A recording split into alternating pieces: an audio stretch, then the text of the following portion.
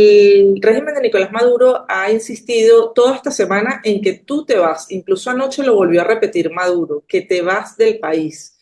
Yo quisiera que fueras clara en decir si está en tus planes, obviamente si me lo preguntas a mí sé que diría que no, pero si está en tus planes irte del país y por otra parte saber exactamente esa propuesta que está en las redes sociales, que está sobre la mesa y que ha dicho Colombia y Brasil, a la que te referiste ahorita, de repetir las elecciones. Si, ¿qué piensas tú sobre esa propuesta?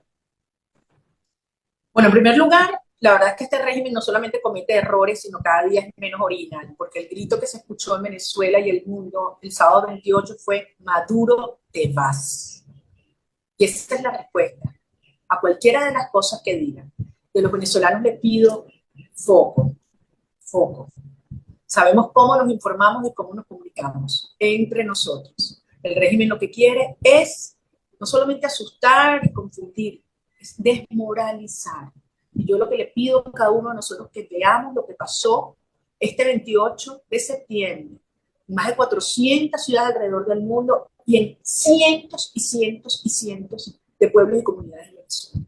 O sea, aquí estamos avanzando y cada día el régimen está más aislado. Aquí quien se va es Nicolás Maduro. Y con relación a tu planteamiento sobre eh, algunas iniciativas que han surgido, pero que además no son oficiales, por eso hay que tener mucho cuidado, porque son algunos voceros de unos u otros partidos o países. Toda negociación parte del reconocimiento de la soberanía popular el 28 de julio. Y les pido que veamos lo que ocurrió el pasado jueves 26 en el marco de la Asamblea General de las Naciones Unidas. O sea, fue una semana brutal en términos de los apoyos que recibimos todos los días, las intervenciones de cada uno de los presidentes. Cuando Gabriel Boric se para y dice: Edmundo González Urrutia es el presidente electo, hay que reconocerlo porque hay que hacer valer la soberanía popular y apoyar a Venezuela en la transición. Esto es algo monumental. Estamos hablando de un presidente que ha sido parte del Foro de Sao Paulo y que se ha colocado del lado de los derechos humanos y del lado de la democracia y la libertad. Y cuando empiezas a ver que estos son apoyos que vienen de los dos lados, a todo lo largo del espectro ideológico, es monumental. Y cuando vemos lo que pasó, como te decía, en esta declaración, que son 50 países más la Unión Europea, en un evento convocado por las cancillerías, la canciller de Argentina y el secretario de Estado Blinken, donde claramente se dice que lo que procede es una transición a la democracia y que estos 50 países más la Unión Europea se comprometen en apoyarlo. Esto es otro nivel de apoyo. Así que la señal es bien clara. Aquí los venezolanos ya decidimos, ya ejercimos la soberanía popular el 28 de julio y lo que procede es la juramentación de Edmundo González Urrutia como presidente constitucional el 10 de enero del 2025 en Venezuela. Bueno, nada, la pregunta acá, si todavía te parece, o sea, si ves en serio factible la posibilidad de asumir el 15 de enero, pues, o en el momento, o sea, que Edmundo González regrese al país y pueda concretarse una situación que en la calle se ve como difícil, ¿no? Es decir, vemos un gobierno con el control de la situación, independientemente de que políticamente esté cercado, le está imponiendo una dinámica a la ciudadanía cotidianamente. Entonces, bueno, esa es la pregunta, pues sí. O si de pronto va a ser razonable abrir un compás adicional en el marco de la pugna planteada. Yo te pregunto, ¿de verdad tú crees que el gobierno está en control de la situación? Yo creo que el régimen está absolutamente fuera de control. Yo creo que Venezuela es un país que no es estabilizable ni normalizable. Nosotros estamos viendo lo que está ocurriendo este mes con la educación en las escuelas de nuestro país. Estamos viendo cuántos niños están acudiendo a las escuelas públicas y privadas.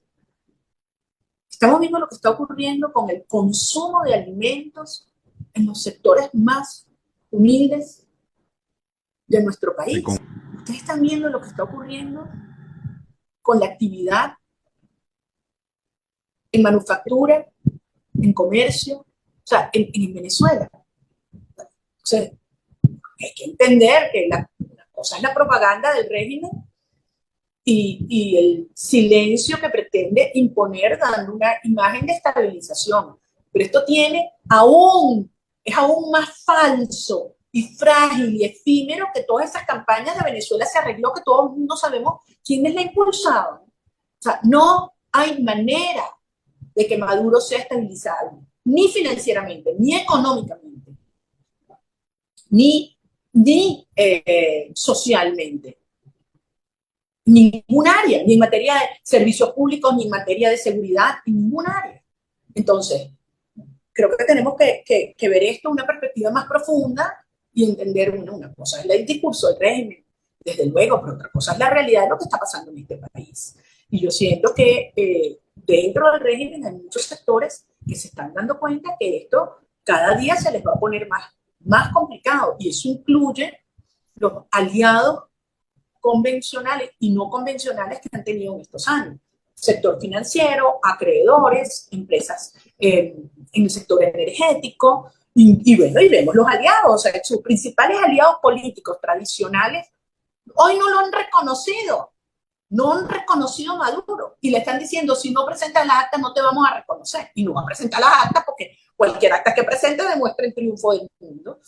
Entonces yo no veo a Maduro bajo ningún control, lo veo totalmente descontrolado, y creo que nosotros, la pregunta que tenemos que hacer es otra, es ¿qué puedes hacer tú, Alfonso? ¿Qué puedo hacer yo? ¿Qué más puedo hacer cualquiera para elevar ese costo?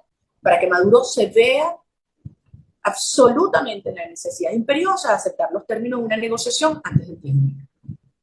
La mía es muy sencilla porque además ya adelantó algo a Beatriz, pero no solamente Maduro dijo que tenías planes de irte, Diosdado también lo dijo ayer, pero además en redes sociales desde el fin de semana viene surgiendo una movida entre cuentas asociadas a la propaganda chavista de que ya te fuiste. Entonces era para que dejaras en on the record, bueno, si te has ido o no, o si tienes planes de irte, como han dicho esos voceros, o no. Primero, ni sigo a Maduro, ni escucho al otro, ni veo sus redes sociales.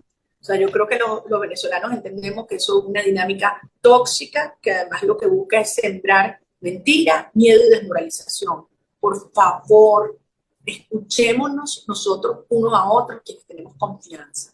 Aquí quien se va es Nicolás Maduro, punto.